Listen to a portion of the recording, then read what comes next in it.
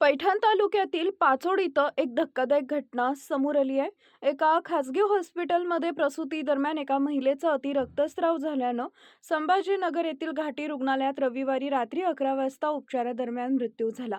पाचोड येथील खासगी रुग्णालयावर गंभीर आरोप करण्यात येत आहेत. मिळालेल्या प्राथमिक माहितीनुसार संबंधित महिलेची पाचोड येथील शिफा हॉस्पिटलमध्ये प्रसूती करण्यात आली.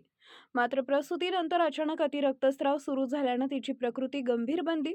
परिस्थिती बिघडल्यानं तातडीनं तिला छत्रपती संभाजीनगर येथील घाटी रुग्णालयात हलवण्यात आले. मात्र उपचारादरम्यान तिचा मृत्यू झाल्याची माहिती समोर येते. मृत महिला सायमा अल्ताफ शेख असं महिलेचं नाव असल्याचं सांगितलं जात आहे. मृत महिला ही पैठण तालुक्यातील खांदगाव येथील रहिवासी असल्याचं समजतंय. दरम्यान या प्रकरणाची MLC नोंद पाचोड पोलिसांकडे करण्यात आली असून पुढील तपासासाठी पोलीस पथक घाटी रुग्णालयात दाखल झालेत. घटनेचा पंचनामा सुरू असल्याची प्राथमिक माहिती आहे. या घटनेमुळे ग्रामीण भागातील आरोग्य व्यवस्थेवर गंभीर प्रश्नचिन्ह उपस्थित झालेत. BHMS व BIMS डॉक्टरांकडून प्रसूतीसह विविध शस्त्रक्रिया अवैधरित्या केल्या जात असल्याचा आरोप वारंवार होत असून याकडे संभाजीनगर जिल्ह्यातील आरोग्य विभागाचा दुर्लक्ष होत असल्याचं चित्र दिसतंय. या प्रकरणी नेमकी जबाबदारी कुणाची? आरोग्य विभाग कारवाई करणार का?